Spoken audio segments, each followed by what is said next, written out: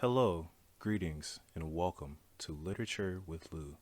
Today we will be continuing Anarchism and the Black Revolution by Lorenzo Camboa Irvin.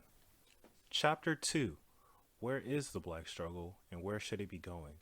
Some, usually comfortable black middle-class professionals, politicians, or businessmen who rode the 1960s civil rights movement into power or prominence will say there is no longer any necessity to struggle in the streets during the 1990s for black freedom. They say we have arrived and we are now almost free. They say our only struggle now is to integrate the money or to win wealth for themselves and members of their social class, even though they give lip service to empowering the poor. Look, they say we can vote, our black faces are all over TV in commercials and situation comedies. There are hundreds of black millionaires, and we have political representatives in the halls of Congress and state houses all over the land. In fact, they say, there are currently over 7,000 black elected officials, several of whom preside over the largest cities in the nation, and there is even a governor in a southern state who is an African American. That's what they say, but does this tell the whole story? The fact is, we are in as bad or even worse a shape, economically and politically, as when the civil rights movement began in the 1950s. 1 in every 4 black males are in prison, on probation, parole, or under arrest. At least 1/3 or more of black family units are now single-parent families mired in poverty. Unemployment hovers at 18 through 25% for black communities. The drug economy is the #1 employer of black youth. Most substandard house units are still concentrated in black neighborhoods. Blacks and other non-whites suffer from the worst health care, and black communities are still underdeveloped because of racial discrimination by municipal governments, mortgage companies, and banks who redline black neighborhoods from receiving community development, housing, and small business loans, which keeps our community poor. We also suffer from murderous acts of police brutality by racist cops who have resulted in thousands of deaths and woundings, and internecine government warfare resulting in numerous youth homicides and a great deal of grief. But what we suffer from most, and most encompass all of these ills, is the fact that we are an oppressed people, in fact a colonized people, subject to the rule of an oppressive government. We really have no rights under this system, except that which we have fought for, and even that is now in peril. Clearly, we need a mass black protest movement to challenge the government and corporations and expropriate the funds needed for our communities to survive. Yet, for the past 25 years, the revolutionary black movement has been on the defensive. Due to co-optation, repression, and betrayals of the black liberation movement of the 1960s, today's movement has suffered a series of setbacks and is now static in comparison. This may be because it is just now getting its stuff together after being pummeled by the state's police agencies, and also because the initial political contradictions which arose in the black revolutionary groups like the Black Panther Party, Student Nonviolent Coordinating Committee, and the League of Revolutionary Black Workers. I believe all were factors that led to the destruction of the 1960s black left in this country.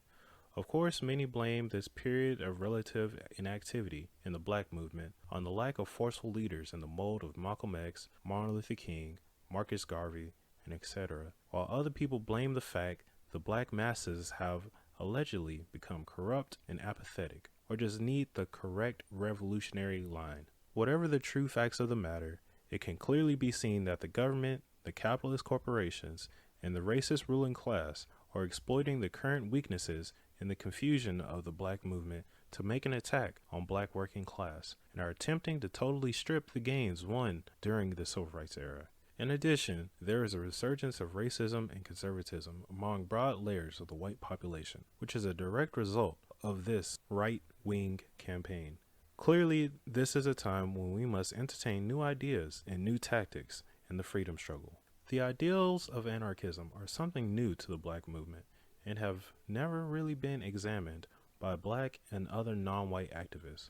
Put simply, it means the people themselves should rule, not governments, political parties, or self-appointed leaders in their name. Anarchism also stands for self-determination of all oppressed peoples and their right to struggle for freedom by any means necessary. So what road is in order for the black movement? Continue to depend on opportunistic Democrat hack politicians like Bill Clinton or Ted Kennedy, the same old group of middle-class sellout leaders of the civil rights lobby, one or another of the authoritarian Leninist sects, who insist that they and they alone have the correct path to revolutionary enlightenment, or finally building a grassroots revolutionary protest movement to fight the racist government and rulers. Only the black masses can finally decide the matter, whether they will be content to bear the brunt of the current economic depression and the escalating racist brutality, or will lead a fight back. Anarchists trust the best instincts of the people, and the human nature dictates that where there is repression, there will be resistance. Where there is slavery, there will be a struggle against it. The black masses have shown they will fight, and when they organize, they will win. A call for a new protest movement. Those anarchists who are black, like myself, recognize there has to be a whole new social movement which is democratic on the grassroots level and is self-activated. It will be a movement independent of the major political parties, the state, and the government. It must be a movement that, although it seeks to expropriate government money for projects that benefit the people, does not recognize any progressive role for the government and the lives of the people. The government will not free us, and is part of the problem rather than part of the solution.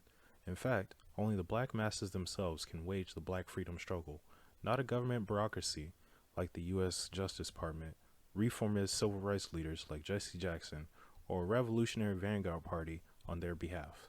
Of course, at a certain historical moment, a protest leader can play a tremendous revolutionary role as a spokesperson for the people's feelings, or even produce correct strategy in theory for a certain period. Malcolm X, Marcus Garvey, and Martin Luther King Jr. come to mind, and a vanguard party may win mass support and acceptance among people for a time, for example, the Black Panther Party of the 1960s. But it is the black masses themselves who will make the revolution, and once set spontaneously in motion, know exactly what they want. Though leaders may be motivated by good or bad, even they will act as a brake on the struggle, especially if they lose touch with the freedom aspirations of the black masses. Leaders can only serve a legitimate purpose as an advisor and catalyst to the movement, and should be subjected to immediate recall if they act contrary to the people's wishes. In that kind of limited role, they are not leaders at all.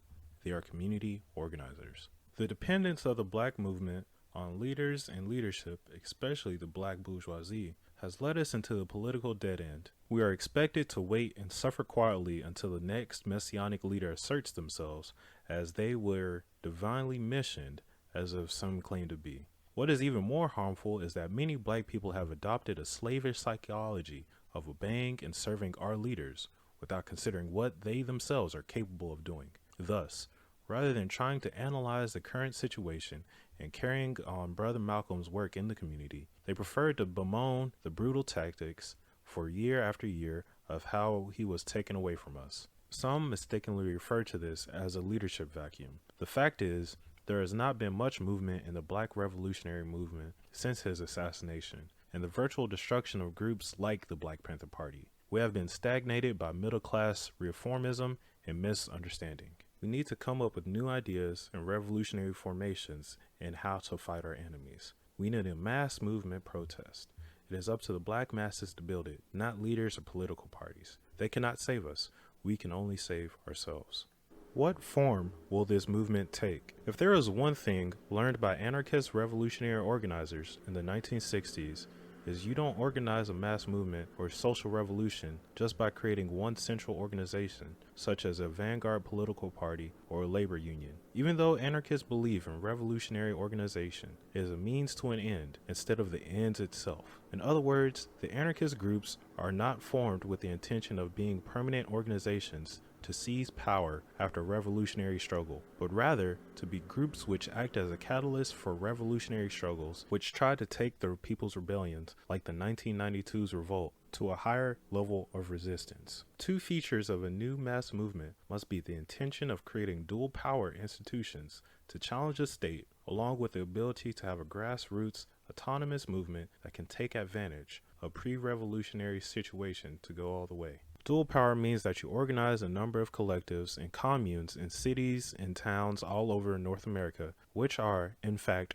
liberated zones, outside of the control of the government. Autonomy means that the movement must be truly independent and a free association of all those united around common goals, rather than membership as a result of some oath or under pressure. So how would anarchists intervene in the revolutionary process in black neighborhoods? Well, obviously, white anarchists cannot go into black communities and just proselytize, but they certainly should work with any non-white anarchists and help them work in communities of color. I do think that is the example of the New Jersey Anarchist Federation and its loose alliance with the Black Panther Party in that state as an example of how we must start. And we are definitely not talking about a situation where black organizers go into the neighborhood and win people to anarchism so that they can be controlled by whites in some party. This is how the Communist Party and other Marxist groups operate, but it cannot be how anarchists operate. We spread anarchist beliefs not to take over people, but to let them know that they can better organize themselves to fight tyranny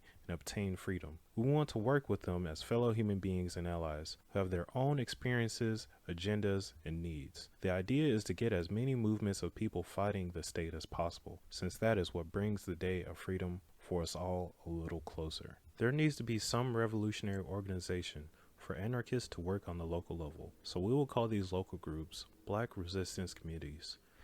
Each one of these committees will be black working class revolutionary collectives in the community to fight for black rights and freedom as part of the social revolution. The committees will have no leader or party boss and would be without any type of hierarchy structure.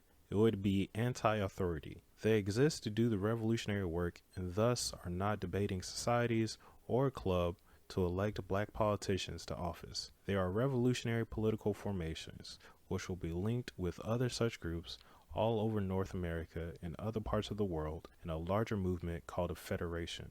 A federation is needed to coordinate the actions of such groups, to let others know what is happening in each area, and to set down widespread strategy and tactics. We will call this one, for want of a better name, the African Revolutionary Federation, or it can be part of a multicultural federation. A federation of the sort I am talking about is a mass membership organization, which will be democratic and made up of all kinds of smaller groups and individuals. But this is not a government nor representative system I am talking about. There would be no permanent positions of power, and even the facilitators of internal programs would be subject to immediate recall or have a regular rotation of duties. When a federation is no longer needed, it can be disbanded. Try that with a Communist Party or one of the major capitalist parties in North America. If we are to build a new black revolutionary protest movement, we must ask ourselves, how can we hurt this capitalist system, and how we hurt it in the past when we have led social movements against some aspect of our oppression?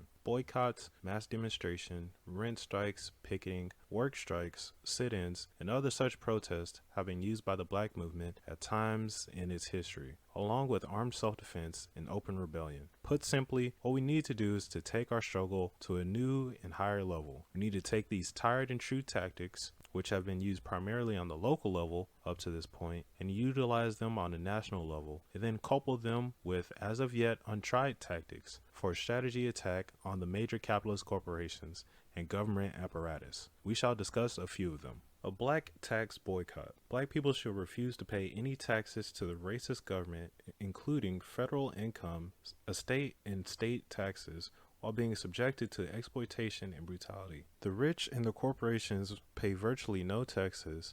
It is the poor and the workers who bear the brunt of the taxation, yet they receive nothing in return. There are still huge unemployment levels in the black community. The unemployment and welfare benefits are paltry. The schools are dilapidated. Public housing is a disgrace, while rent by abstain landlord properties are exorbitant. All these conditions and more are supposedly corrected by government taxation of income, goods, and services. Wrong. It goes to the Pentagon, defense contractors, and greedy consultants who, like vultures, prey on businesses with the government. The Black Liberation Movement should establish a mass tax resistance movement to lead a black tax boycott as a means of protest and also as a method to create a fund to finance black community projects and organizations. Why should we continue to voluntarily support our own slavery? A black tax boycott is just another means of struggle that the black movement should examine and adopt, which is similar to the peace movement's war tax resistance. Blacks should be exempt from all taxation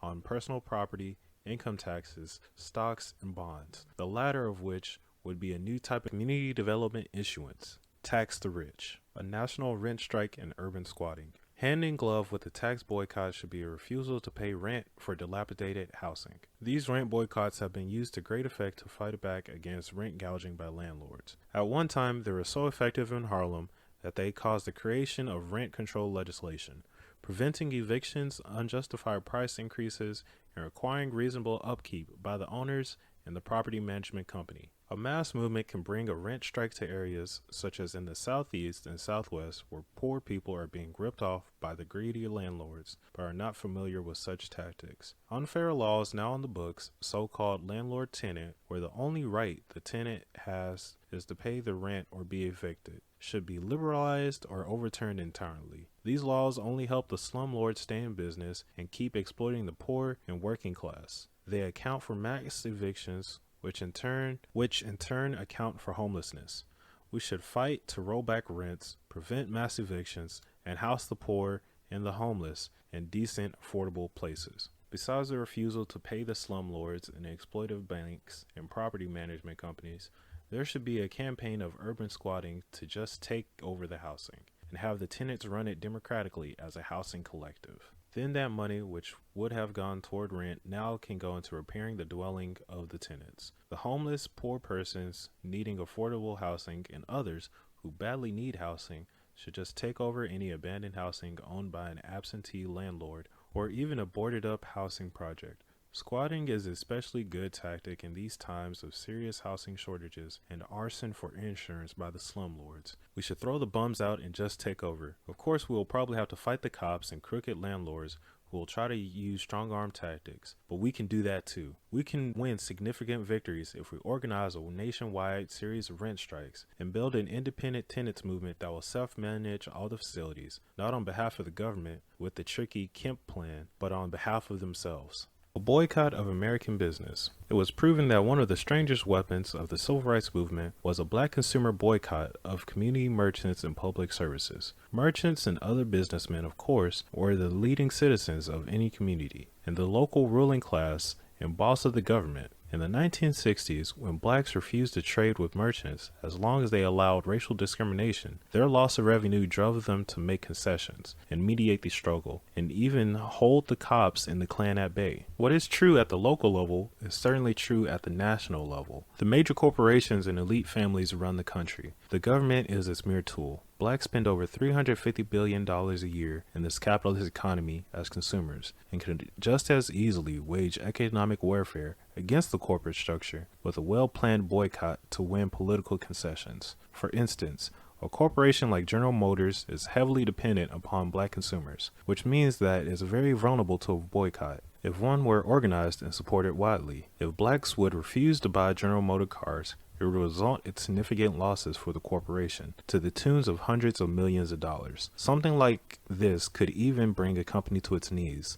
Yet the revolutionary wing of the black movement has yet to use boycotts, calling it reformism and outdated. But far from being an outdated tactic that we should abandon, boycotts have become more effective in the last few years. In 1988, the black and progressive movement in the United States hit on another tactic, boycotting the tourist industries of whole cities and states which engaged in discrimination. This reflected on one hand how many cities have gone from smokestack industries since the 1960s to tourism as their major source of revenue, and on the other hand, a recognition by the movement that economic warfare was a potent weapon against discriminatory governments. The 1990 through 1993 black boycott against the Miami, Florida tourism industry and the current gay rights boycott against the state of Colorado, started in 1992, have been both successful and have gotten worldwide attention to the problems in their communities. In fact, boycotts have been expanded to cover everything from California grapes, the beer brand Coors, a certain brand of jeans, all products made in the country of South Africa, a certain meat industry, and many things in between. Boycotts are more popular today than they ever been. Dr. Martin Luther King Jr. recognized the potential revolutionary power of a national black boycott of America's major corporations. which is why he established Operation Breadbasket shortly before an assassin killed him. This organization, with offices in Chicago, was designed to be the conduit for the funds that the corporations were going to be forced to pour money into for a national black community developed project for poor communities. And although he was assassinated before this could happen, we must continue his work in this matter. All over the country, black boycott offices should be opened. We should build it into a mass movement involving all sectors of our people. We should demonstrate, picket, and sit in at meetings and offices of target corporations all over the country. We must take it to their very doorstep and stop their looting of the black community. A black general strike. Because of the role they play in the production, black workers are potentially the most powerful sector of the black community in the struggle for black freedom. The vast majority of the black community is working class people. Barring the disproportionate numbers of unemployed, about 11 million black men and women are today part of the workforce of the United States. About 5 to 6 million of these are in the basic industry, such as steel and metal fabrication, retail trades, food production and processing, meat packing, the automobile industry, railroading, medical service, and communications. Black numbers a third to a half of the basic blue-collar workers and a third of clerical workers. Black labor is therefore very important to the capitalist economy. Because of this vulnerability to job actions by black workers,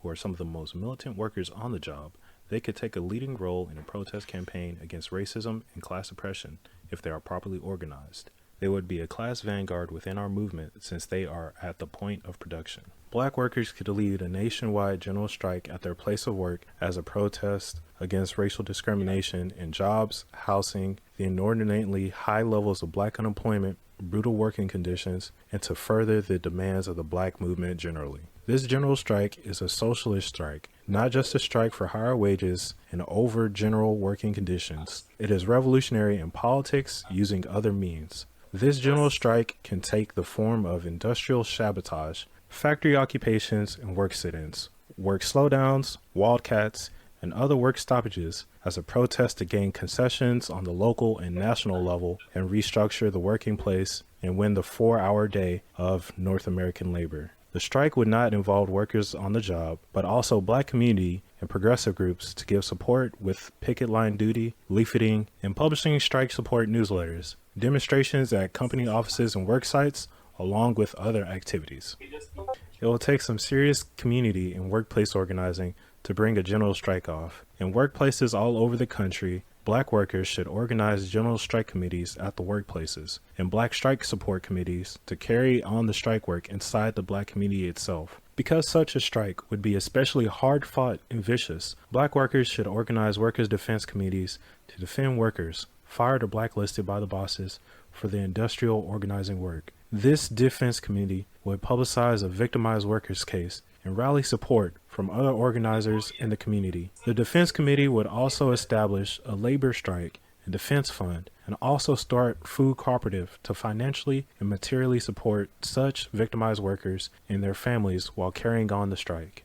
Although there will definitely be an attempt to involve women and white workers where they are willing to cooperate, the strike would be under black leadership because only black workers can effectively raise those issues in which most affect them. White workers have to support the democratic rights of blacks and other nationally oppressed laborers instead of just white right campaigns on so-called common economic issues led by the white left. In addition to progressive white individuals or union caucuses, the labor union locals themselves should be recruited, but they are not the force to lead this struggle, although their help is indispensable in a particular campaign. It takes major organizing to make them break free of their racist and conservative nature. So although we want and need the support of our fellow workers of other nationalities and genders, it is ridiculous and condescending to just tell black workers to sit around and wait for a white workers' vanguard to decide as wants to fight. We will educate our fellow workers to the issues and why they should fight white supremacy at our side, but we will not defer our struggle to anyone. We must organize the general strike for black freedom. The Commune, community control of the black community. How do we raise a new revolutionary consciousness against a system programmed against our old methods? We must use a new approach and revolutionize the Black Central City Commune and slowly provide the people with the incentive to fight by allowing them to create programs which will meet all their social, political, and economic needs. We must fill the vacuums left by the established order. In return, we must teach them the benefits of our revolutionary ideals. We must build a substance economy and a socio-political infrastructure so that we can become an example for all revolutionary people. George Jackson in his book, B. The idea behind a mass commune is to create a dual power structure as a counter to the government under conditions which now exist. In fact, anarchists believe the first step towards self-determination and under the social revolution is black control of the black community. This means that black people must form and unify their own organizations of struggle, take control of existing black communities and all institutions within them, and conduct a consistent fight to overcome every form of economic, political, and cultural servitude in any system of racial and class inequality which is the product of this racist capitalist society. The realization of this aim means that we can build inner city communes which will be centers of black counterpower and social revolutionary culture against the white political power structures in the principal cities of the United States. Once they assume hegemony, such communes would be an actual alternative to the state and serve as a force to revolutionize African people, and by extension, large segments of American society, which could not possibly remain immune to this process. It would serve as a living revolutionary example to white progressives and other oppressed nationalities. There is tremendous fighting power in the black community, but it is not organized in a structured revolutionary way to effectively struggle and take what is due. The white capitalist ruling class recognizes this, which is why it pushes the fraud of black capitalism and black politicians and other such responsible leaders. These fakes and sellout artists lead us to dead-end road of voting and praying for that which we must be willing to fight for. The anarchists recognize the commune as the primary organ of the new society and as alternative to the old society. But the anarchists also recognize that capitalism will not give up without a fight. It will be necessary to economically and politically cripple capitalist America. One thing for sure, we should not continue to passively allow this system to exploit and oppress us. The commune is a staging ground for black revolutionary struggle. For instance, black people should refuse to pay taxes to the racist government, should boycott the capitalist corporations, should lead a black general strike all over the country, and should engage in insurrection to drive the police out and win a liberated zone. This would be a powerful method to obtain submission to demands of the movement and weaken the power of the state. We can even force the government to make money available for community development as a concession, instead of as a payout to buy out the struggle as happened in the 1960s and thereafter. If we put a gun to a banker's head and say, you know you've got the money, now give it up, he would have to surrender. Now the question is, if we did the same thing to the government using direct action means with an insurrectionary mass movement, would these both be acts of expropriation?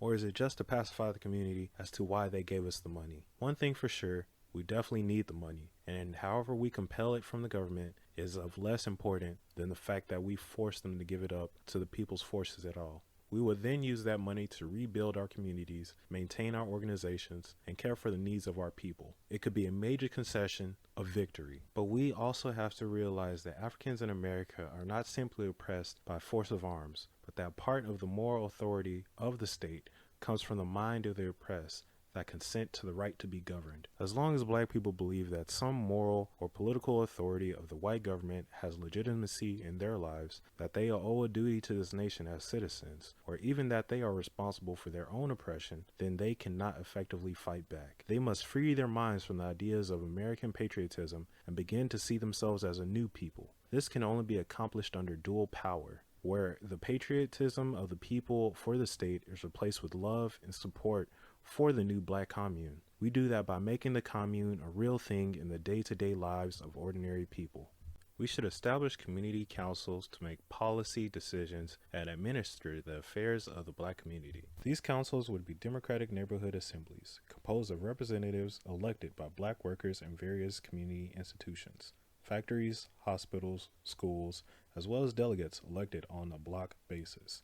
We must reject black mayors and other politicians or government bureaucrats as a substitute for community power. We must therefore have community control of all institutions of the black community, instead of just letting the state decide what is good for us.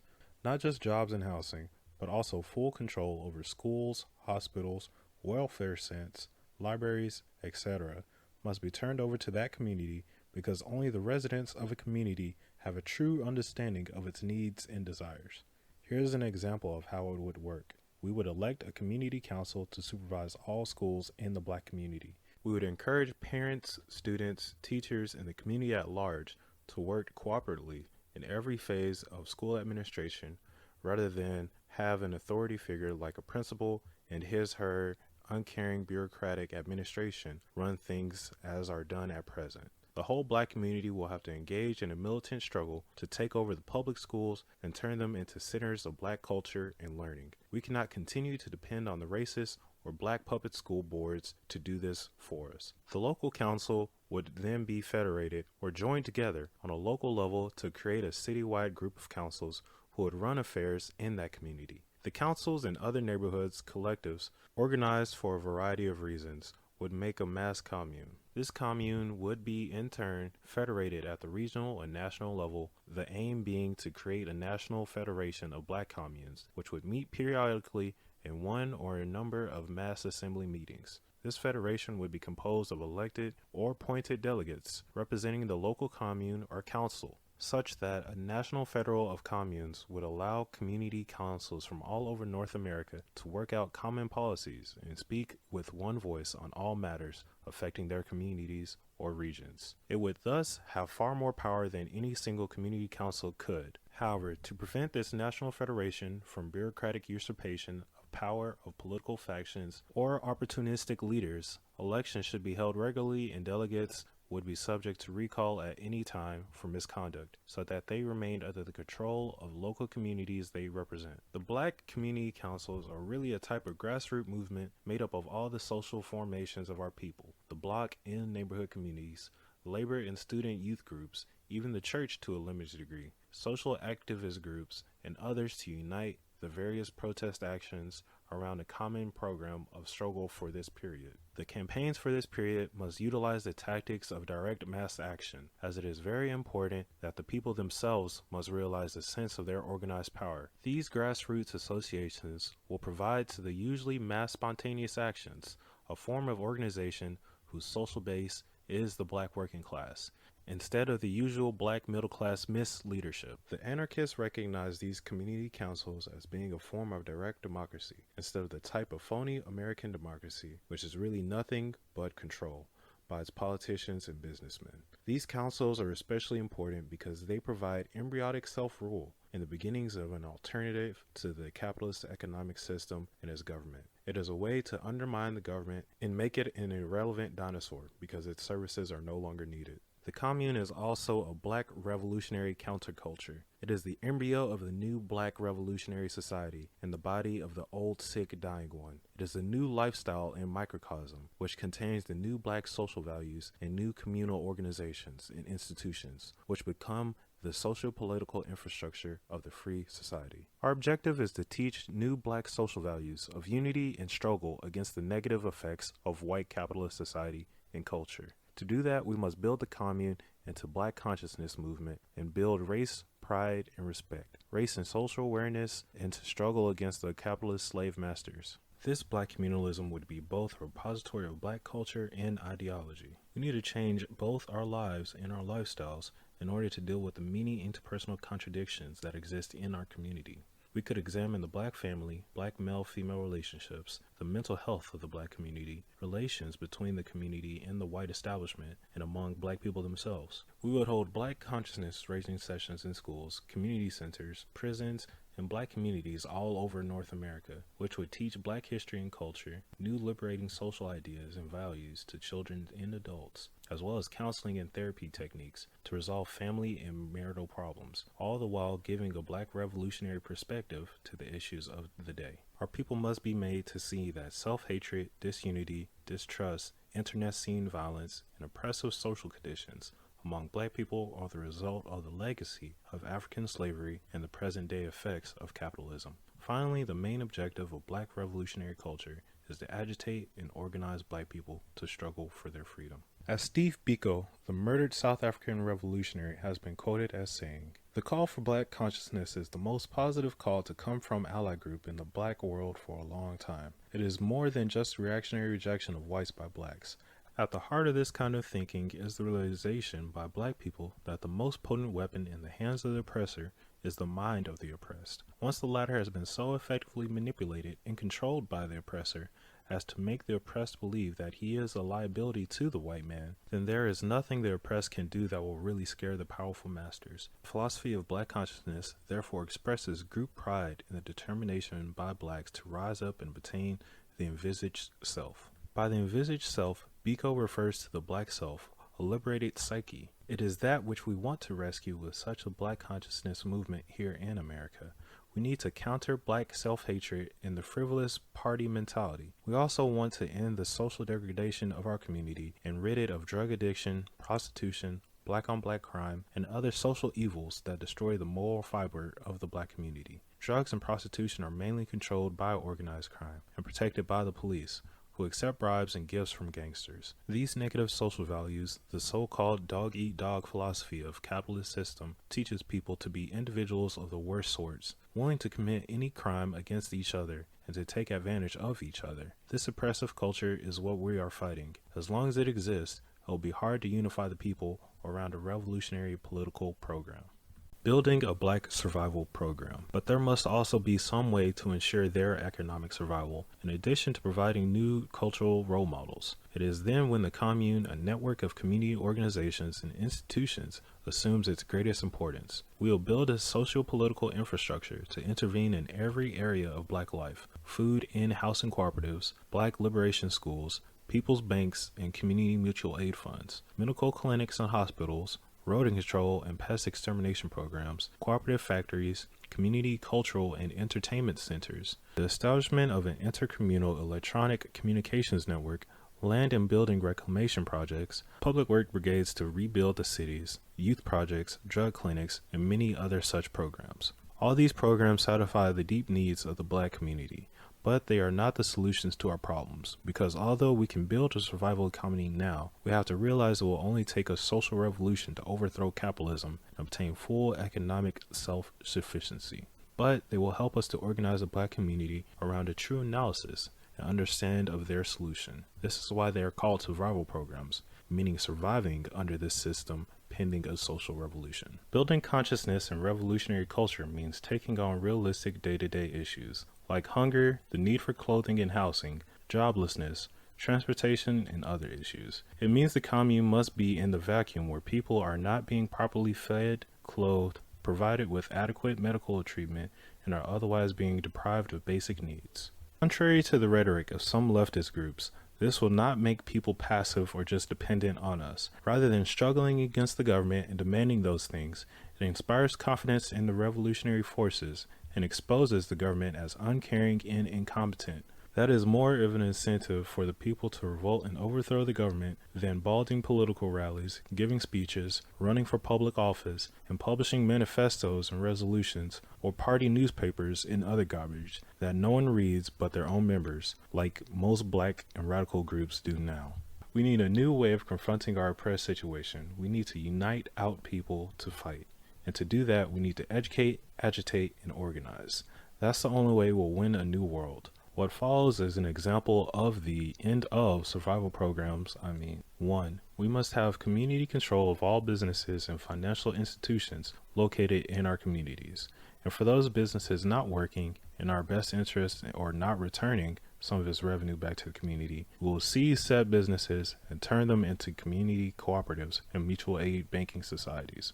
2. We must have community control of all housing and major input in all community planning of black communities. If a piece of property or house is owned by a slumlord, either private realtor or government agency, we will seize it and turn it into community housing cooperatives. We oppose urban renewal, spatial decomposition, yuppie gentrification, and other such racist schemes to drive us out of the cities. We must have complete control of all planning boards affecting and concerning the black community. To enforce these demands, we should lead rent strikes, demonstrations, armed actions, and urban squatting to drive landlords out and take over their property. 3. We must have an independent, self-sustaining economy to guarantee full employment for all our people. We demand that the U.S. government provide massive economic aid to rebuild the cities. The government spends billions per year for the Pentagon killing machine.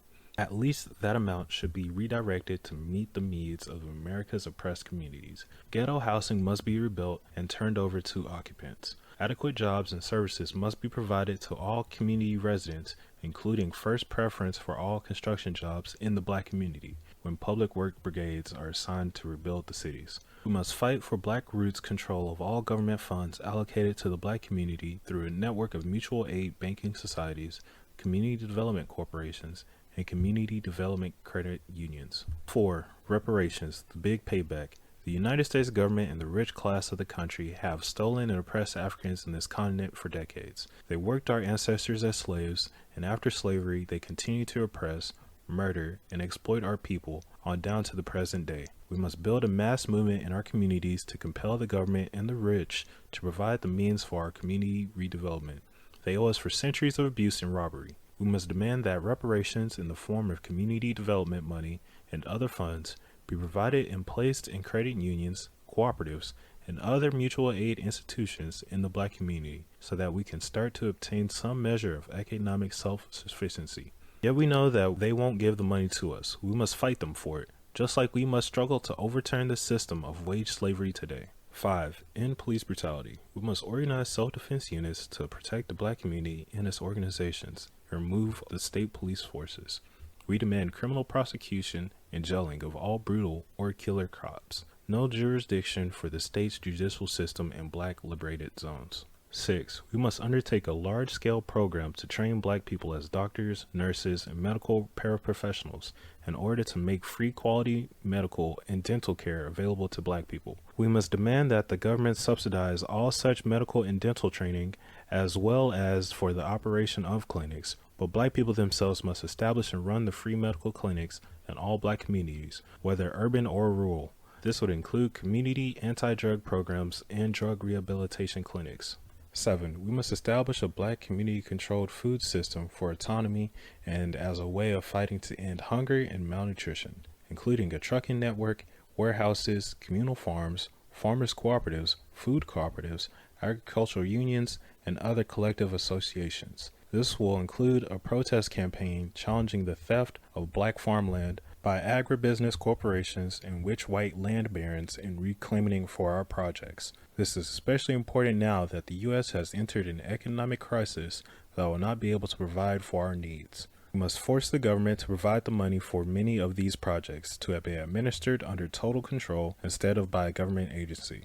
8. The Black community must have control over its entire educational system from the nursery school to college. We must establish a Black liberation educational system which meets the training needs of Black children, prepares them for job training and future economic security, service to their community, and gives them a knowledge of themselves and an understanding of the true history and culture of African people, as well as a program of adult education for community people whose earlier educational opportunities have been stunted. We should demand free higher education for Blacks and other minorities at full government expense, including remedial training programs for all those who wish to qualify. 9. We must demand and fight for the release of all political prisoners and victims of racial injustice. We must investigate and review the cases of all such prisoners who are the victims of government political repression and racist frame-ups, and lead a mass campaign for their release. Some of our best revolutionary organizers are rotting away in the prison houses of this land. 10. The central demand is for Black control of the Black community, its politics and economy. We have to take over the cities, establish municipal communes, and exercise self-government as a vital step. We are the majority in many of the major cities of this country and wish to be able to control our own affairs, or at least obtain some autonomy. But as we should now be aware, we won't ever get to this community social power by voting for some Black capitalist politician or from some passively depending for salvation on leaders of one sort or another. We have to do it ourselves if we are ever to get on the road to freedom. The need for a Black labor federation. The demand for Black labor has been the central economic factor in America.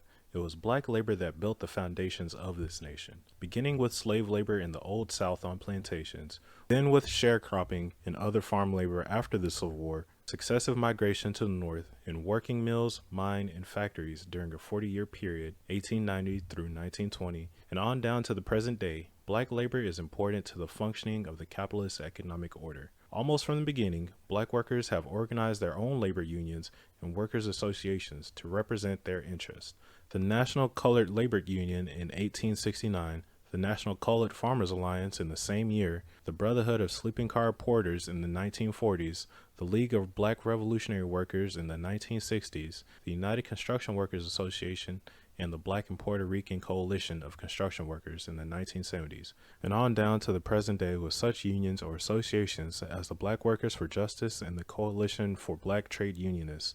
Some of these were unions, some of these were just associations of black workers and existing unions. In addition to black organized or led labor federations in the 1870s, there were 90,600 black workers in the Knights of Labor in the 1880s, and at least 100,000 in the industrial workers of the world in the 1900s. In fact, the trade unions would not even exist today if it were not for the assistance and support of the black worker. Trade unionism was born as an effective national movement amid the great convulsions of the Civil War and the fight to end slavery.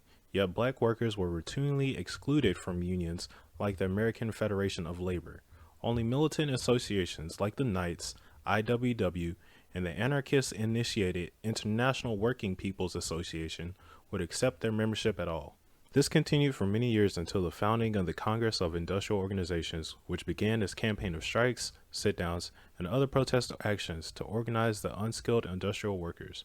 Black labor was pivotal in these battles, yet has never fully reaped the benefits. In fact, the labor bosses betrayed them when the Congress of Industrial Organizations was beaten down in the 1950s. You would think that American labor movement would see it as criminal or racist to ignore these fellow workers today in that fashion.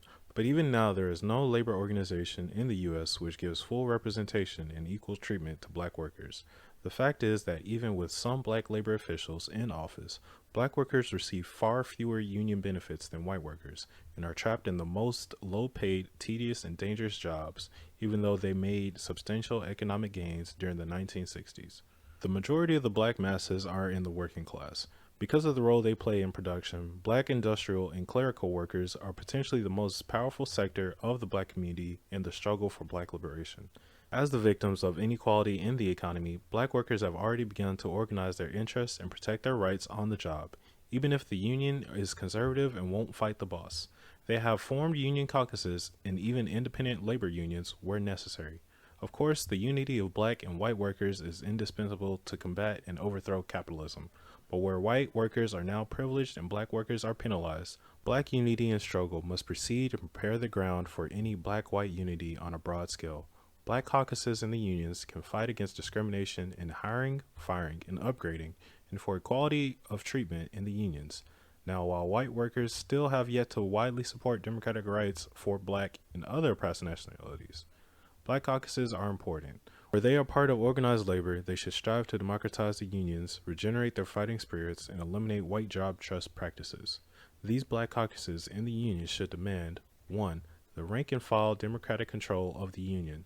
2. Equal rights and treatments for all unionists. Eliminate all racist practices in the labor movement. 3. Affirmative action programs to redress past racist employment practices, end racial discrimination based on seniority and other ploys. 4. Full employment for all blacks, women, and other non-white workers. 5. A 20 to 30-hour work week with no reduction in pay. 6. The right to strike, including wildcat strikes, without union sanction. 7. Speedier and fair grievance procedures. 8. An escalator clause in all union contracts to ensure automatic wage adjustments to keep up with the rising cost of living. 9. Full payment of Social Security by employer and the government. Full unemployment compensation at 100 of base pay. 10. Minimum wages at union scale. 11. Prevent runaway shops, phony bankruptcy, or strategic plant shutdowns by companies without notice to union or to gain advantage in contract negotiations. 12. A public works program to rebuild the black and other inner-city communities and to provide work for black workers. 13. workers' self-management of industry by factory committees and workers' councils, elected by the workers themselves. In addition to the union caucuses, black working people need a National Black Workers Association, which would be both a revolutionary union movement to do workplace organizing, but also would be a mass social movement for community organizing. Such a movement would combine the organizing tactics to both the labor and black liberation movements. It is not designed to drive blacks out of those unions where they are already organized, but would rather serve as a tool to multiply their numbers and strength and turn their unions into militant class struggle instruments. The League of Revolutionary Black Workers, which organized black auto workers during the late 1900s, provides an example of the type of organization needed. The League, which grew out its major affiliate, the Dodge Revolutionary Movement, was undoubtedly the most militant black labor movement in American history. It was a black labor federation which existed as an organized alternative to the United Auto Workers and was the inevitable step to taking the black liberation struggle to the industrial shop floor, the point of production and capitalism's most vulnerable area. The League had wisely decided to organize in the Detroit automobile production industry. This was an industry where its workers were an important part of the workforce and also in the Detroit black community, where the League united the struggle in the factories with that of the black struggle as a whole. It quickly became a major force in the workplace and in the streets, as many of its cadres organized on college campuses and in the black inner city areas. It had the potential to become a mass nationwide black working class movement, but this potential was stifled through political faction fights among the leadership, lack of a solid organized base in the factories, company UAW and state repression, organized racism, and a lack of cooperation among white workers and other such reasons. Eventually, the League split up into mutually hostile factions and died after less than 5 years of existence. Even though the League was at best a revolutionary syndicalism organization and later a rigid Marxist-Leninist organization, in their adaptation of this later authoritarian ideology with its idea of purges and unquestioned leadership directly led to its demise, there is much that anarchists and radical black labor activists can learn from the League. The main thing is that black workers can and should be organized into some sort of independent labor association, in addition to or even in lieu of their membership in organized labor unions, and especially where the unions are the sellout type and discriminate against blacks. Also, it is much easier for black workers to organize other black workers in their community in support of strikes and workplace organizing. That is precisely why we need to establish a group like the League today, but as an anarcho-syndicalist organization, so as to avoid the past pitfalls and ideological squabbles of Marxist-Leninism. Simply stated, what would be the program of a newly formed National Federation of Black Workers? 1. For class struggle against the bosses. 2. To organize the unorganized black workers ignored by the trade unions.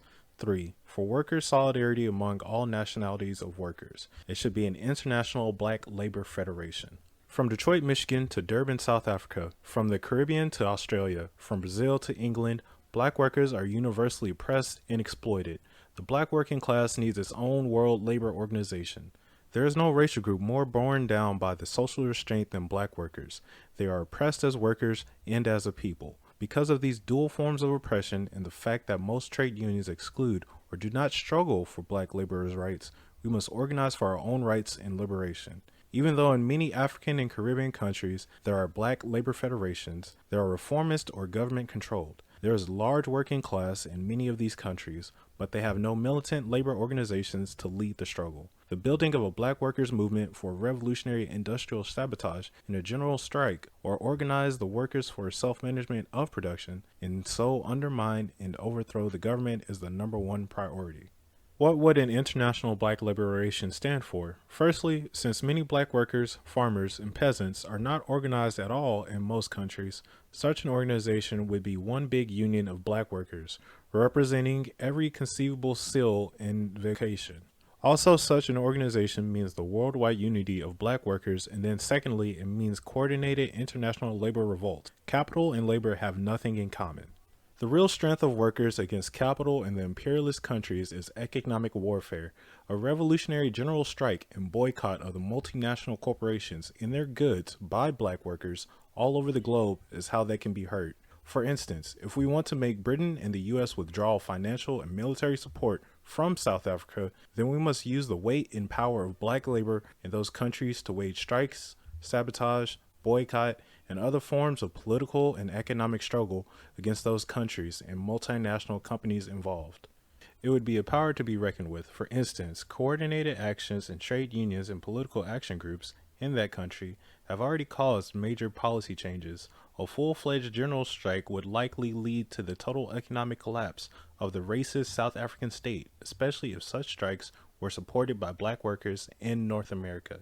In addition to asking the black workers to form their own international labor federation and to organize rank-and-file committees within their existing trade unions to push them into a class struggle direction, we also invite black workers to join anarcho-syndicalist labor organizations like the IWW and the Workers' Solidarity Alliance, American section of the International Workers Association, which is based in Paris, France. But, of course, it is not intended to drive black workers out of those unions where they are already active, but would rather serve as a tool to multiply their number and strength in such unions and make them more militant. Unemployment and homelessness. In the first 3 months of 1993, the U.S. Labor Department's Bureau of Labor Statistics listed official unemployment rates at about 6 million persons, or just 1/7 of the labor force. Under capitalism, half that figure is normal, and nonsensically is considered by capitalist economists as full employment, even though this is millions of people co-signed to economic poverty of the worst sort. But the government figures are intentionally conservative and do not include those who have given up actively searching for jobs, the underemployed who can't make enough to live on, the part-time workers who can't find a full-time or steady job, and the homeless, of which there are now between 3 to 5 million alone. Of the 6 million people that the government does count as jobless now, less than 3 million are given any unemployment compensation or other federal or state aid. The rest are left to starve, steal, or hustle for their survival. A person without a job under the capitalist system is counted as nothing. Every worker has the human right to a job, yet under capitalism, workers are dismissed from employment in times of business crisis, overproduction, depression, or just to save labor costs through less workers and more speed up. And some workers cannot find jobs in this capitalist labor market because of a lack of skills or racial or social discrimination. But the government's figures lie. Private researchers state that the total number of people who want full-time jobs and thus cannot find them amounts to nearly 14.3 million persons. Clearly then, this is a crisis situation of broad proportions, but all the government is doing is juggling and hiding figures. But the figures do show that blacks, Latinos, and women are bearing the brunt of the current depression. The National Urban League, in its Biden Unemployment Index, included as part of its annual State of Black America report, reports levels of 15 to 38% for black adults 25 and older, and incredible levels of 44 through 55% for teens and younger adults 17 through 24 years. In fact, black youth unemployment has not declined at all since the 1974 through 1975 recession. It has stayed at an official level of 35 through 40%, but in the major cities like Detroit, Chicago, Philadelphia, and Los Angeles, the real unemployment rate is more like 70%. For black youth, the unemployment rate is 3 to 5 times higher than that of white youth.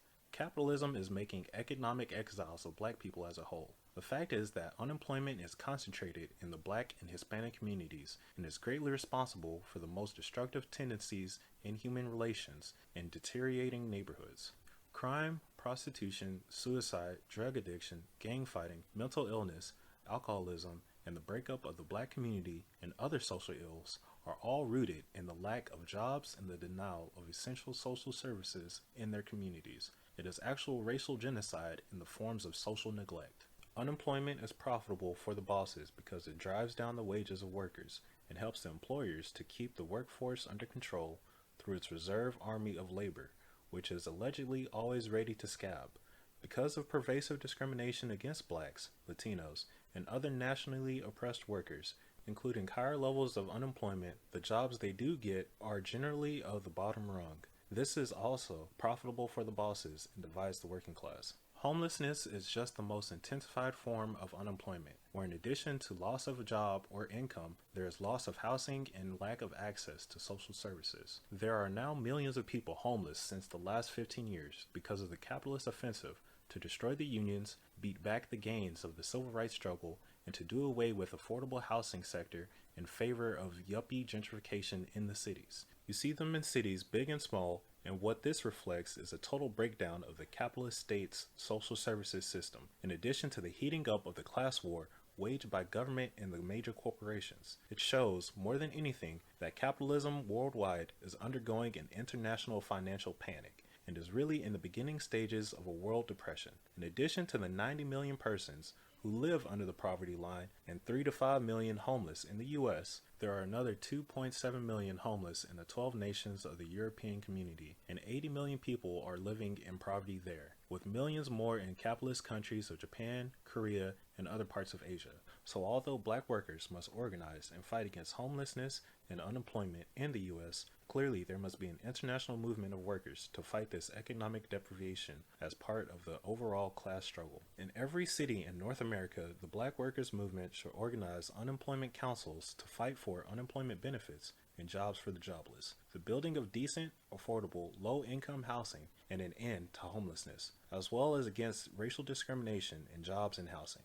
Such councils would be democratic organizations organized on a neighborhood basis to ensure that it would be under the control of the people and against infiltration and takeover by liberal or radical political parties or co-optation by the government, which would be federated into a citywide, regional, and national organization. That organization would be a National Black Unemployment League to create a mass fight-back movement in this depression. It would be made up of black community unemployed councils from all over the country, with delegates elected from all the local groups. Such a national organization could meet up to map out a large-scale attack on unemployment, as well as serve as a national clearinghouse on black unemployment conditions. On the local level in the black neighborhoods, it would be the community unemployment councils, which would establish food and housing cooperatives, lead rent strikes and squatting, initiate land and building reclamation projects, establish producer and consumer cooperatives, distribute food and clothing, and provide for other services.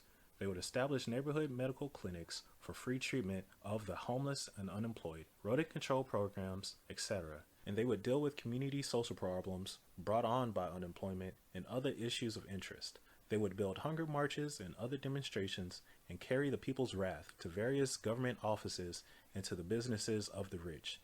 Not only would the unemployment councils be a way of fighting for jobs and unemployment benefits, but also the councils would be a way to obtain a great deal of community self-sufficiency and direct democracy, instead of totally depending on City Hall, Congress, or the President, and helps lead to the kind of confidence among the masses that a black municipal commune becomes a serious possibility. One of the most important functions of an employment movement is to obtain unity between the employed and the unemployed or homeless, and worker solidarity across race lines. The employed and unemployed must work together to struggle against the boss class if they are able to obtain any serious gains during this period of economic crisis.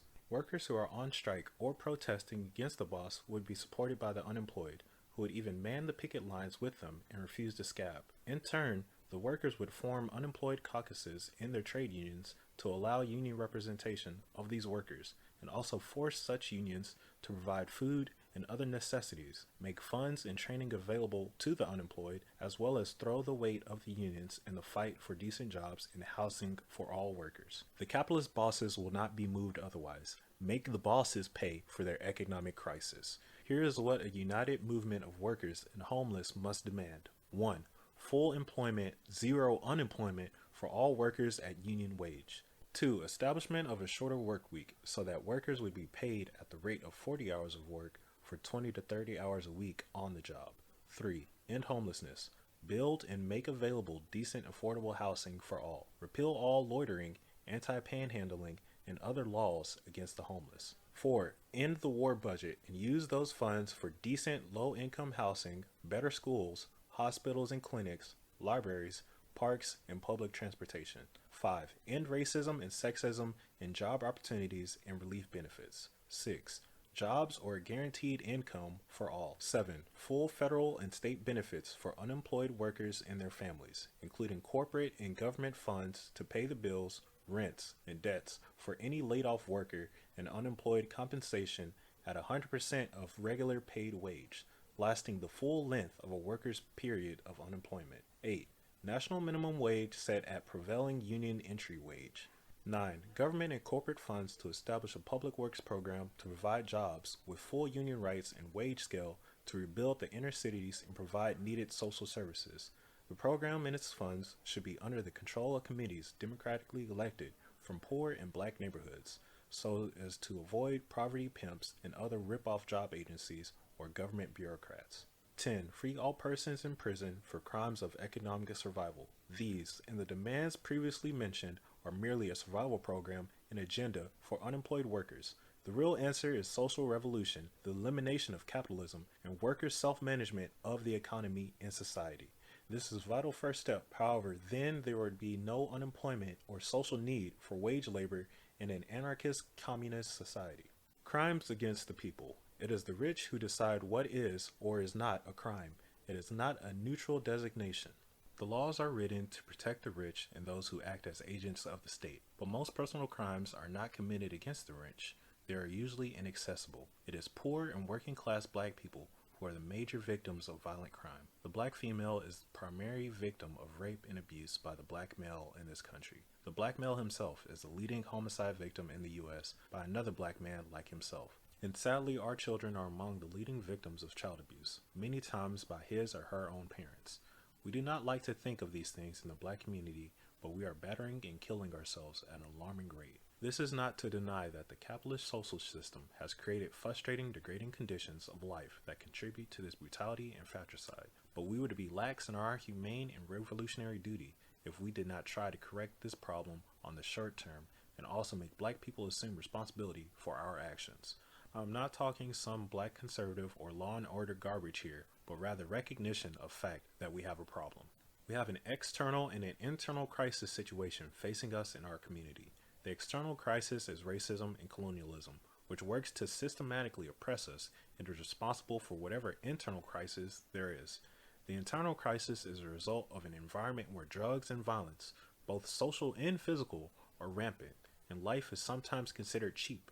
Black on black crimes and internal violence are destroying our community. It is undoubtedly self-hatred and the desperate economic and social conditions we live under which makes us prey on each other. Drugs, frustrated rage, prostitution, and other vices are symptoms of oppression. We kill, beat, rape, and brutalize each other because we are in pain ourselves. Thus we are acting out antisocial roles defined for us by someone else, not ourselves. In our pain and confusion, we strike out at convenient and familiar victims, those like ourselves. There are ordinary black people who steal and rob just to survive under this system because of that unequal distribution of wealth. Further, for some of us, in our desire to make it in capitalist society, we will stop at nothing, including murder. And finally, there are those who do whatever they do because of drug addiction or mental sickness. Whatever the reasons, we have a serious problem that we must remedy because it is tearing away at the moral and social fabric of our community. It will be impossible to unite black people if they are in fear and hatred of one another. It is also obvious that the police and government rectify this problem and that only the black community can do so. The courts and prison prevent this situation from recurring. Therefore, what can we do? It is the community, through its own organizations of concern, which will have to deal with this problem. Community self-managed programs to work with black youth gang members, a source of much violence in the community, rather than the military approach of calling in cops. Empower the community rather than the racist prison bureaucracy in the cops. Also, the community-run drug rehabilitation groups, therapy, and counseling groups, and other neighborhood organizing help us to efficiently deal with the problem of internal violence and hopefully defuse it. Most importantly, it involves the community in the effort.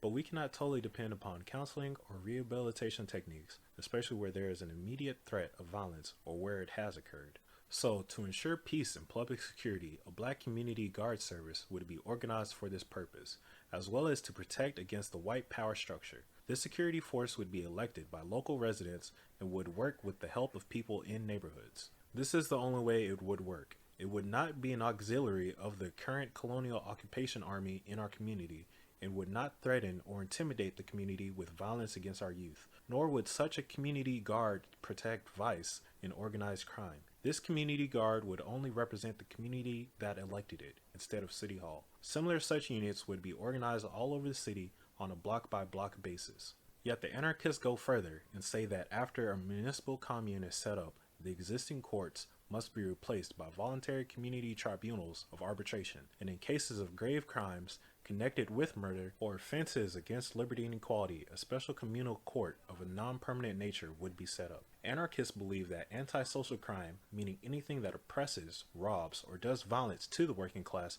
must be vigorously opposed. We cannot wait until after the revolution to oppose such dangerous enemies of the people. But since such antisocial crimes are a direct expression of capitalism, there would be a real attempt to socialize, politically educate, and rehabilitate offenders, not by throwing them into white capitalist prisons to suffer like animals and where, because of their torture and humiliation, they will declare war on all society, but by involving them in the life of the community and giving them social and vocational training. Since all the criminology experts agree that crime is a social problem, and since we know that 88% of all crimes are against property and are committed in order to survive in an economically unjust society, we must recognize that only full employment, equal economic opportunity, decent housing, and other aspects of social justice will ensure an end to crime. In short, we must have radical social change to eradicate the social conditions that cause crime. An unequal, unfair society like capitalism creates its own criminal class. The real thieves and murderers, businessmen and politicians are protected under today's legal system, while the poor are punished. This is class justice, and this is what social revolution would abolish. But understandably, many persons want to end the rape, murder, and violence in our communities today and end up strengthening the hands of the state and its police agents. They will not get rid of crime, but the cops will military patrol our communities and further turn us against one another. We must stay away from that trap. Frustrated and confused, black people may attack one another, but instead of condemning them to a slow death in prison or shooting them down in the streets for revenge, we must deal with the underlying social causes behind the act. Anarchists should begin to have community forums on the cause and manifestations of crime in the black community. We have to seriously examine the social institutions, family, schools, prisons, jobs, etc., that cause us to fuss, fight, rob, and kill each other, rather than the enemy who is causing all our misery. While we should mobilize to restrain offenders, we must begin to realize that only the community will effectively deal with the matter, not the racist capitalist system with its repressive police, courts, and prisons. Only we have the psychology and understanding to deal with it. Now we must develop the will. No one else cares. Instead of eye for eye punishment, there should be restitution to the victims, their families, or society. No revenge, such as the death penalty, will bring a murder victim back, nor will long-term imprisonment serve either justice or the protection of society. After all, prisons are only human trash cans for those that society has discarded as worthless. No sane and just society would adopt such a course. Society makes criminals and must be responsible for their treatment. White capitalist society is itself a crime and is the greatest teacher of corruption and violence. In an anarchist society, prisons would be done away with, along with courts and police, except for the exceptions I have alluded to, and will be replaced with community-run programs and centers interested solely in human regeneration and social training, rather than custodial supervision and an inhuman lockup. The fact is that if a person is so violent or dangerous, he is probably mentally warped or has some physical defect anyway, which causes him to commit violent acts after social justice has been won. If such people are mentally defective, then they should be placed in a mental health facility rather than a prison. Human rights should never be stripped, and he should not be punished. Schools, hospitals, doctors, and above all, social equality, public welfare, and liberty might prove the safest means to get rid of crimes and criminals altogether. If a special category such as criminal or enemy is created, then these persons may forever feel an outcast and never change. Even if he or she is a class enemy, they should retain all civil and human rights in society, even though they, of course, would be restrained if they led a counter-revolution. The difference is that we want to defeat them ideologically, not militarily or co-signing them to a so-called re-education camp, or to be shot like the Bolsheviks did when assuming power in Russia in 1917. There are two major reasons why activists in the black community, like us, move to change society. Its values and conditions must immediately take a serious look and act to change the political debate around crime, prisons, and the so-called criminal justice system. Those two reasons hit right home. One is because during any given year, 1 out of 4 black men in this country is in prison, in jail on parole, or probation, compared to just 1 out of every 15 white men. In fact, blacks make up 50 to 85% of most prison populations around the U.S., making a truism of the radical phraseology that prisons are a concentration camp for the black and poor. It may be your brother, sister, husband, wife, daughter, or son in prison, but I guarantee you we all know someone in prison at this very minute. The other primary reason blacks have a vested interest in crime and penal institutions is because by far, most blacks and other non-whites are in prison for committing offenses against their own community. Prisons are compact duplicates of the black community, and that many of the same negative and destructive elements that are allowed to exist in our community and cause crime, especially drugs, are in prison in a more blatant and concentrated form. To call such places correctional or rehabilitative institutions is a gross misnomer. Death camps are more like it. These prisons do not exist to punish everyone equally, but to protect the existing capitalist system from you and I, the poor and working class. The high rate or recidivism proves, and the so-called authorities all agree that the prison system is a total failure. About 70% of those entering prison are repeat offenders who commit increasingly serious crimes. The brutality or prison experience and the ex-con stigma when they are finally released make them worse. Basic to solving these crucial problems is organization. The Black community and the Black liberation movement must support these prisoners in their fight for prisoners' human rights. They should fight for the release of political prisoners and victims of racial injustice. They should also form coalitions of groups in the Black community to fight against the racist penal and judicial system, and especially the unequal application of the death penalty, which is just another form of genocide against the Black race. And finally, and maybe most importantly, local community groups must begin programs of re-education with brothers and sisters in prisons, because only through planned, regular, and constant contact can we begin to resolve this problem that so directly touches our lives. Abolish prisons. The drug epidemic, a new form of Black genocide? One of the worst forms of criminality is drug dealing, and it deserves same separate comments all its own. There is a negative drug subculture in the Black community that glorifies, or at least makes acceptable, drug use, even though it is killing us and destroying our community. In fact, every day we read of some junkie in our communities dying over an overdose of drugs, or of some corner drug dealer dying from a shootout over a dispute or tip-off during a drug deal gone sour. The tragedy of the latter is that these days, innocent victims, children or elderly people, have also been gunned down in the crossfire. The drug addict, the new term seems to be crackhead, is another tragic figure. He was a human being just like anyone else, but because of his oppressed social environment, sought drugs to ease the pain or to escape temporarily from the concrete jungles we are forced to live in the urban ghettos of America. With the introduction of crack, a more powerful derivative of cocaine, which made its appearance in the 1980s, even more problems and tragedies of this sort had developed. More addicts, more street gang killings, and more deterioration of our community.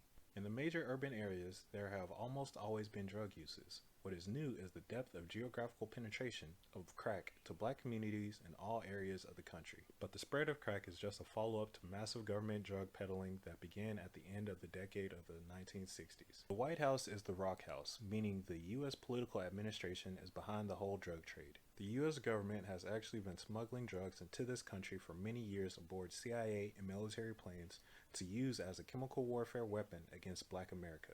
These drugs were mostly heroin imported from the so-called Golden Triangle of Southeast Asia during the Vietnam War, but with the introduction of crack cocaine, there was no need to import drugs into the country at the same extent as before, because it could be chemically prepared in a mainland lab and then distributed immediately. Crack created a whole new generation of drug clients and customers for the drug dealers. It was cheap and highly addictive. Crack and other drugs are a huge source of profits for the government, and it keeps the Black community passive and politically indifferent. That is the main reason why we cannot depend upon the police force and or the government to stop the drug traffic or help the victims hooked on drugs. We're pushing the drugs to beat us down on the one hand, but the state is also made more powerful because of the phony war on drugs, which allows police state measures in Black and oppressed communities, and because of millions of dollars in government monetary appropriations made of law enforcement agencies who supposedly are putting down the traffic in drugs, but they never go after the bankers or the big business pharmaceutical companies who fund the drug trade, just the street level dealers who are usually poor Blacks. Employment is another reason that drug trafficking is so prevalent in our communities. Poor people will desperately look for anything to make money with, even the very drugs that are destroying our communities. But if people have no jobs or income, drugs look very lucrative and the best way out of the situation. In fact, the drug economy has become the only income in many poor Black communities, and the only thing that some people perceive will lift them out of the lives of desperate poverty. Clearly, decent jobs at a union wage are part of the answer to ending drug trafficking in our community, rather than a dependence on police, courts, and the state. The cops are not our friends or ally, and must be exposed for their part in protecting the trade rather than suppressing it.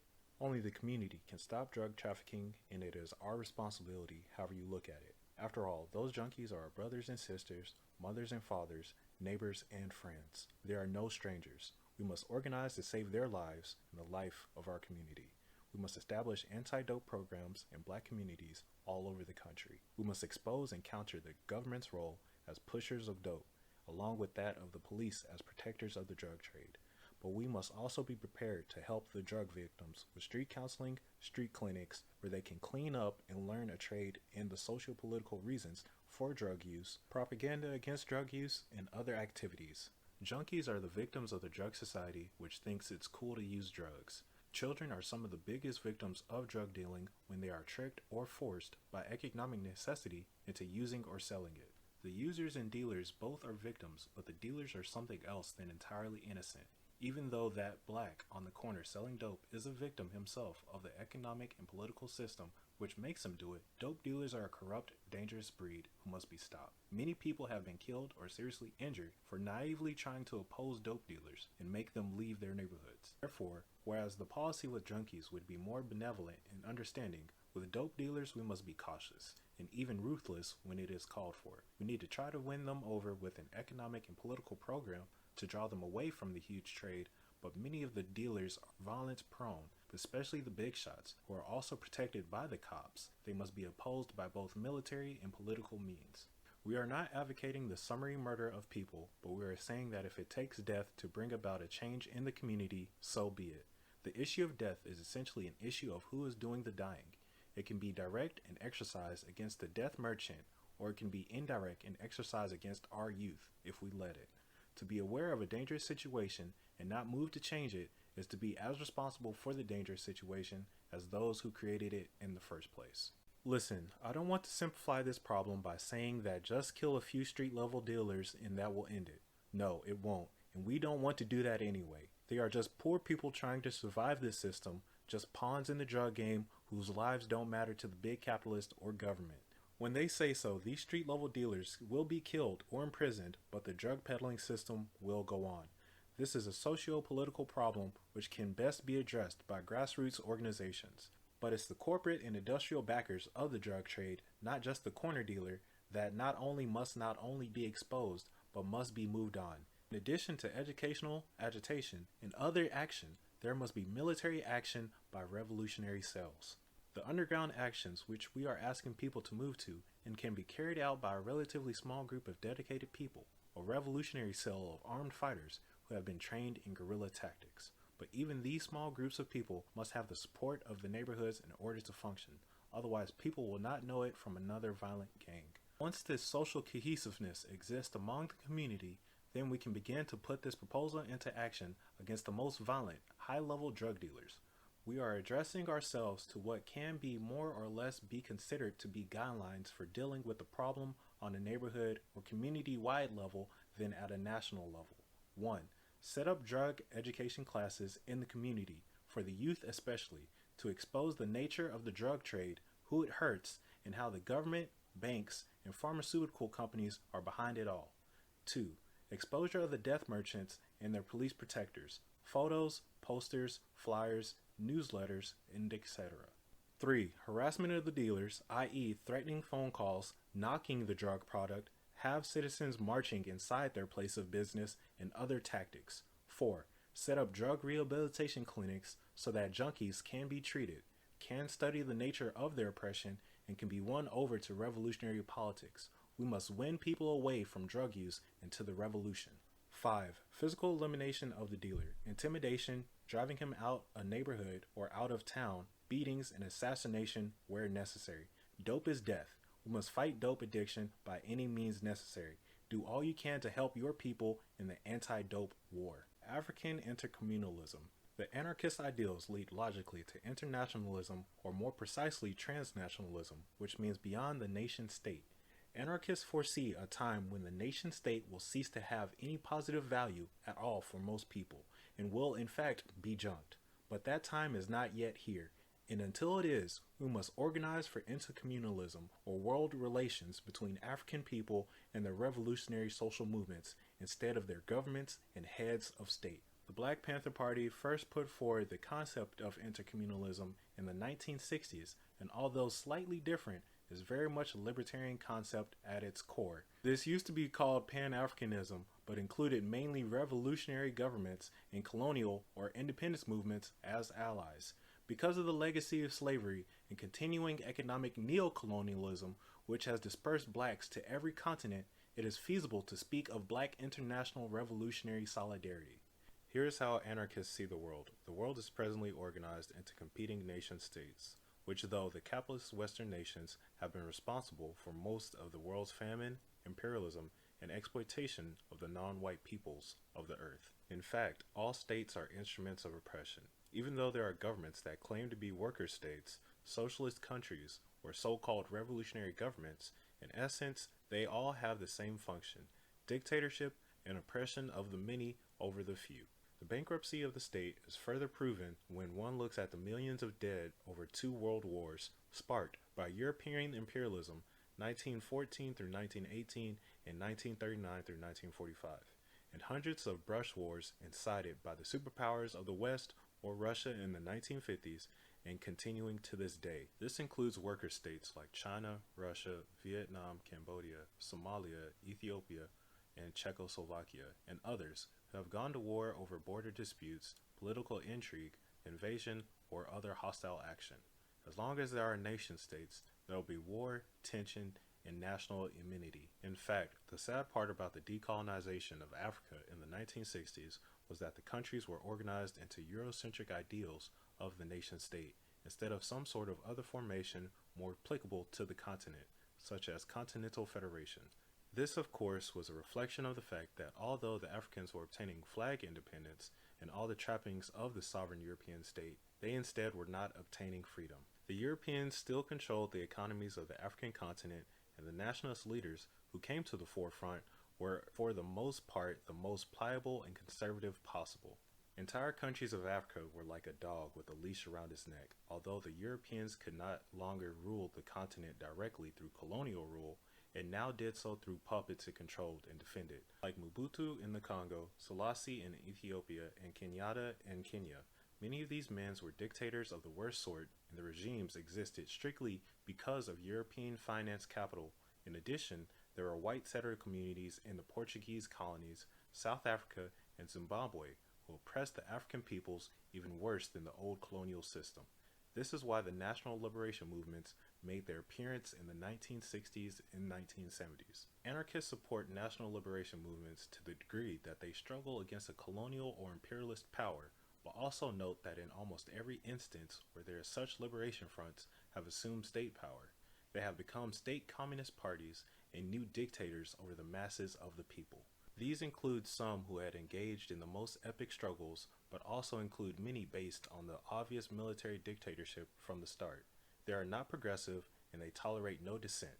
For instance, no sooner had the MPLA government been in power in Angola than it began to arrest all of its left-wing ideological opponents, Maoists, Trotskys, anarchists, and others, and to forcibly quell strikes by workers for higher pay and better working conditions, calling such job actions blackmail and economic sabotage. And with the Nito Alves affair and his alleged coup attempt, Alves was a hero of the revolutionary and a popular military leader. There was the first party purge of opponents in the new government. Something similar to this also took place when the Sandinista National Liberation Movement took over in Nicaragua in the 1980s. None of this should seem strange or uncharacteristic to anarchists when we consider that the Bolshevik Party did the same thing when it considered state power during the Russian Revolution 1917 through 1921. Countries such as Benin, Ethiopia, the People's Republic of the Congo, and other revolutionary governments in Africa are not in power as the result of a popular social revolution, but rather because of military coup or being installed by one of the major world powers. Further, many of the national liberation movements were not independent social movements, but were rather under the influence or control of Russia or China as part of their geopolitical struggle against Western imperialism and each other. This is not to say that revolutionary movements should not accept weapons or other material support from an outside power, as long as they remain independent politically and determine their own policies, without such aid being conditional on the political dictates and the party line of another country. But even though we may differ with them politically and tactically in many areas, and even with their flaws after assuming state power, the revolutionary liberation fighters are our comrades and allies in the common struggle against the common enemy, the U.S. imperialist ruling class, while the fight goes on. Their struggle releases the death grip of U.S. and Western imperialism, or as anarchists more precisely call it, capitalist world power. And while the fight goes on, we are bound together in comradeship and solidarity. Yet we still cannot overlook atrocities committed by the movements like the Khmer Rouge, a Marxist-Leninist guerrilla movement in Cambodia, which just massacred millions of people to carry out rigid Stalinist political policies and to consolidate the country. We must lay this butchery and other crimes committed by state communism bait for all to see. We do not favor this kind of revolution, which is just sheer power seeking and terrorism against the people. This is why anarchism has always disagreed with how the Bolsheviks seized power in Soviet Russia, and Stalin's butchery of the Russian people seems to have set a model for the state communist movements to follow over the years. The National Liberation Fronts make one basic mistake of many nationalist movements of oppressed peoples, and that is to organize in a fashion that class distinctions are obliterated. This happened in America, where in the fight for democratic rights, the civil rights movement included black middle-class preachers, teachers, and others, and every black person was a brother or sister, as long as they were black. But this simplistic analysis in social reality did not hold for long, because when the civil rights phase of the American black struggle had spent itself, class distinctions and class struggle came to the forefront. Although they are black mayors and other bureaucrats, they merely serve as pacification agents of the states, black faces in high places. This neo-colonial system is similar to the type of neo-colonialism which took place in the Third World after many countries had attained their independence in the 1960s. Europe still maintained control through puppet politicians and a command of petty bourgeoisie class who were willing to barter the freedom of the people for personal gains. These people merely preside over the misery of the masses. They are not a serious concession to our struggle.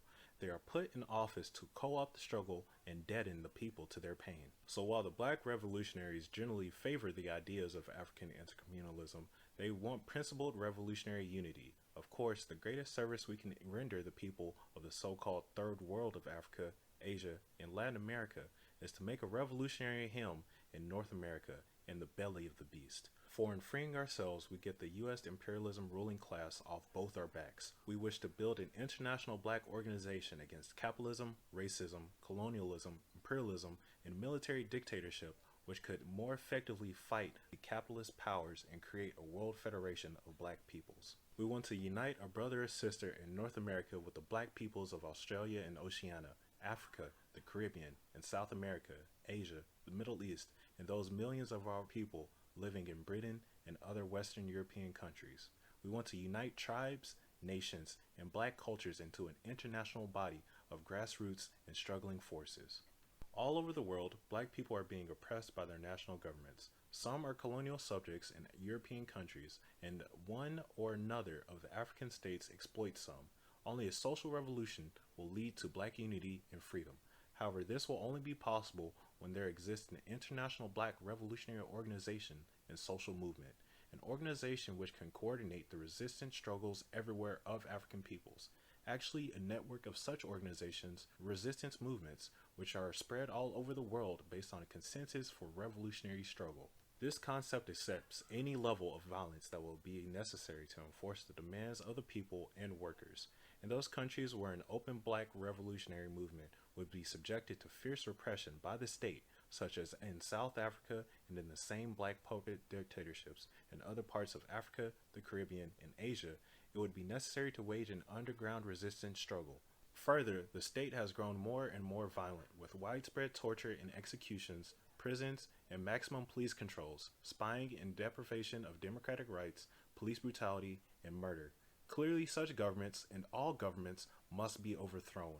They will not fall due to internal economic or political problems, but must be defeated and dismantled. So we call for an international resistance movement to overthrow governments and the system of capitalist world government. But even in the Western imperialist countries, we must recognize the legitimacy of revolutionary violence. When such forms of revolutionary action are required, however, a clear difference should be seen among revolutionaries between simple terrorism without popular support and coherent political program and guerrilla warfare arising out of the collectively felt frustrations of the common people and workers. The use of military methods would be necessary in a case where the violence of the state made it imperative for black revolutionaries to defend themselves by taking the armed offensive against the state and the ruling class, and to expropriate the wealth of the capitalist class during the social revolution. The Black Liberation Movement needs an organization capable of internal coordination of the Black liberation struggle, a world federation of African peoples. Although this would not just be an anarchist movement, a federation like this would be made more effective than any group of states, whether the United Nations or the Organization of African Unity, in freeing the black masses. It would involve the masses of people themselves, not just national leaders or nation states.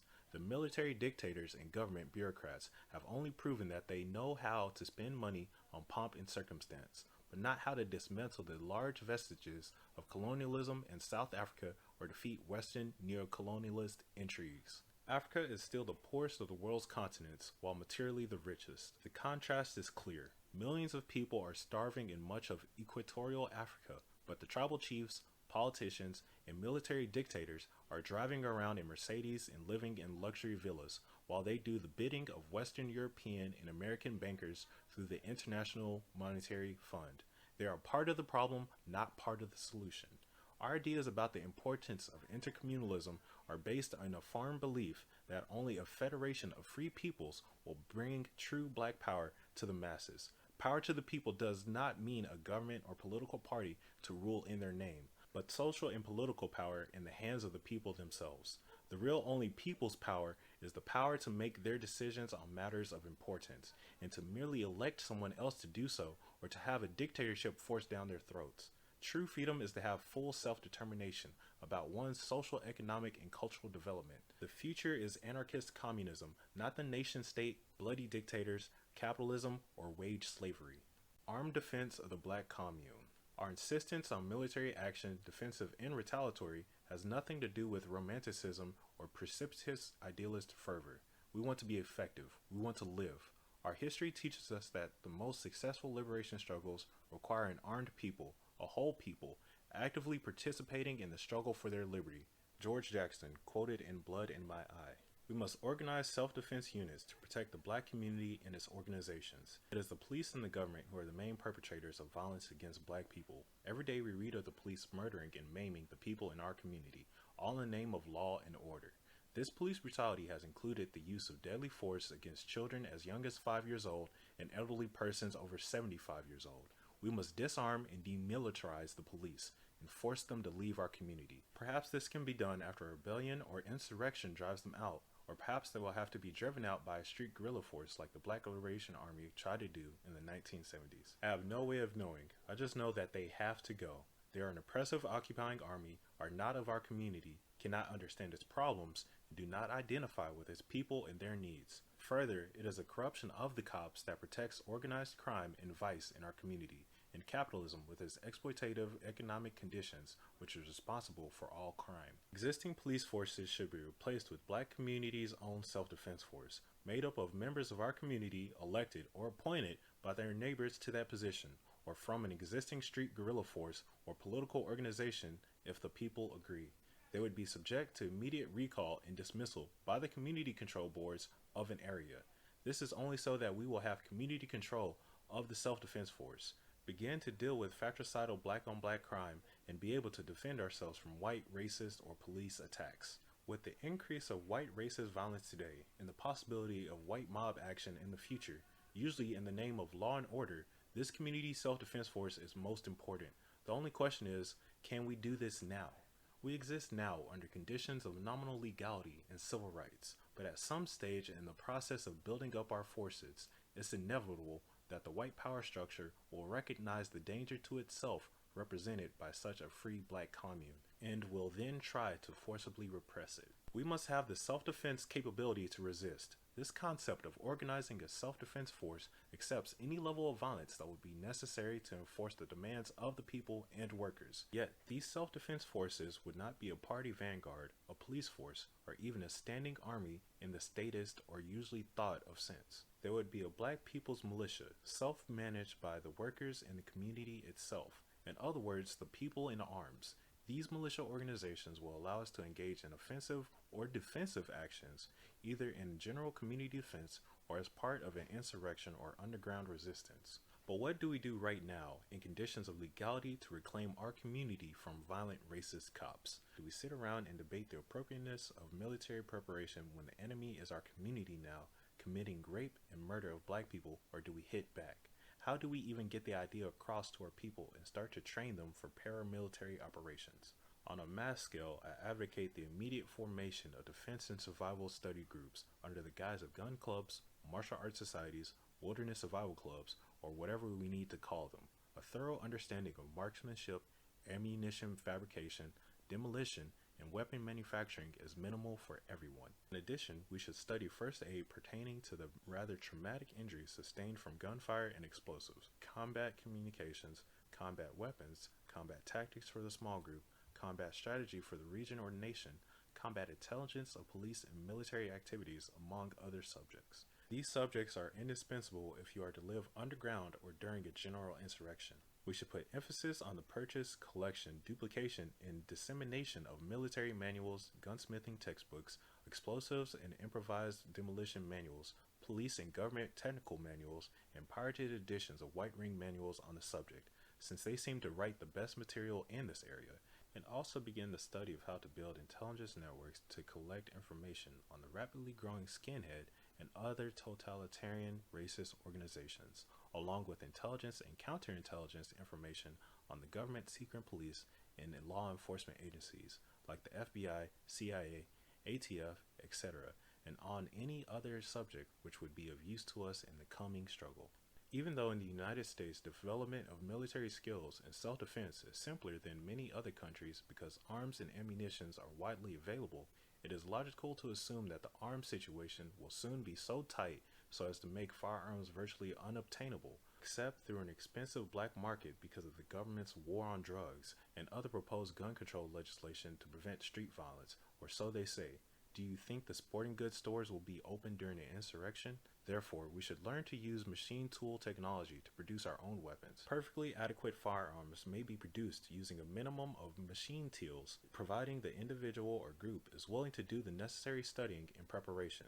It is not enough to know a little about these subjects. It is a matter of future survival, of life and death, that one be highly proficient. I am not advocating the immediate waging of urban guerrilla warfare, especially where there is no mass base for such activities. What I am advocating at this stage is armed self-defense and the knowing of tactics to resist military aggression against the black community.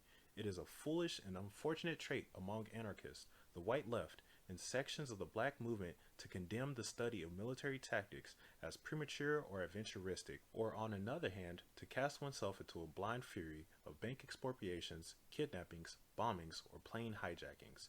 Too many people in the movement have a death trip approach to guns. They assume if you are not fooling around, then you should prove your convictions via a suicidal shootout in the streets. It doesn't have to be that way. But the black movement doesn't have the luxury of such tepid debates and must have an armed defense policy because America has a long tradition of government political repression and vigilante paramilitary violence. Although such attacks have been directed primarily at blacks and other oppressed nationalities in the past, they have also been directed at labor unions and dissent political groups. Such violence makes it absolutely necessary to acquire familiarity with firearms and military tactics. In fact, the black resistance movement that I spoke of earlier should think of itself as a paramilitary movement rather than a strict political association. We must assert our rights to armed self-defense and revolution, even though it is true that there is a lot of loose talk about guns, self-defense, revolution, urban guerrilla warfare, etc. in the black and radical movements, but with very little study and practice in handling and using weapons. Some of the same folks think picking up the gun means that you pick up one for the first time on the day of an insurrection or confrontation with police. This is nonsense and the real revolutionary suicide. You could get led not knowing what you're doing. But many instances attest to the fact that armed community self-defense can be carried out successfully, such as the Move Resistance in Philadelphia, the Republic of New Africa Armed Resistance in Detroit and in Mississippi, and the Black Panther cases. Even as important as the act of defense itself is the fact that these instances of successful self-defense have made a tremendous impact on the black community, encouraging other acts of resistance. Insurrection. But what is a rebellion and how does it differ from an insurrection? An insurrection is a general uprising against the power structure. It is usually a sustained rebellion over a course of days, weeks, months, or even years. It is a type of class war that involves a whole population in an act of armed or semi-armed resistance. Sometimes mistakenly called a rebellion, its character is far more combative and revolutionary. Rebellions are almost totally spontaneous, short-term affairs. An insurrection is also not the revolution, since revolution is a social process rather than a single event, but it can be an important part of the revolution, maybe its final phase. An insurrection is a planned violent protest campaign which takes the spontaneous revolt of the masses to a higher level. Revolutionaries intervene to push rebellions to insurrectionary stage, and the insurrection to a social revolution. It is not small, isolated pockets of urban guerrillas taking actions, unless those guerrillas are part of a larger revolt. The importance of recognizing the true differences of each level can define our strategy and tactics at that stage, and not lead us prematurely into a full offensive when the enemy is not yet weakened enough by mass action or political attacks. The importance of also recognizing the true cases of the revolt cannot be understated. Anarchist revolutionaries intervene in such struggles to show people how to resist and the possibilities of winning freedom. We want to take the people's rebellion against the state and use them to weaken the rule of capital. We want to create resistance on a longer term to win liberated zones. To disconnect these communities from the state means that these rebellions will assume a consciousness political character like the Palestinian Intifada in the occupied territories controlled by Israel in the Middle East. Creating the possibility of a black insurrection means popularizing and spreading the various rebellions to other cities, towns, and even countries, and increasing them in number and frequency. It also means consciously nullifying the power of the state instead of temporary revolts against it, which ultimately preserves its power. There must be a deliberate attempt to push the government out of existence and establish people's power. This has not yet happened with the various black revolts we have seen since 1964, when the first such modern revolt erupted in Harlem, New York. In the 1960s, the black communities all over the U.S. rose up angrily in massive rebellions against the state demanding racial justice. After the Harlem Revolt, for the next 4 years, major rebellions shook the U.S. In the Watts section of Los Angeles, Detroit, Chicago, and hundreds of other North American cities. Isolated acts of police brutality, racial discrimination, substandard housing, economic exploitation, the hoodlum element, a breakdown in family values, and a host of other explanations have been put forward by liberal and conservative sociologists and others commissioned by the state to whitewash the true causes. Yet none of these revealed this as a protest against the capitalist system and colonial rule, even though the social scientists warned of the possibility of a new outbreak of violence. Once again, in the spring of 1992, we saw a massive revolt in Los Angeles, whose immediate causes were related to the outrageous acquittal of 4 Angeles policemen who had brutally beaten Rodney King. But there again, this was just an immediate cause acting as a trigger. This revolt was not a sympathy revolt on behalf of Rodney King personally. The cause of this rebellion was widespread social inequality in the capitalist system and police terrorism.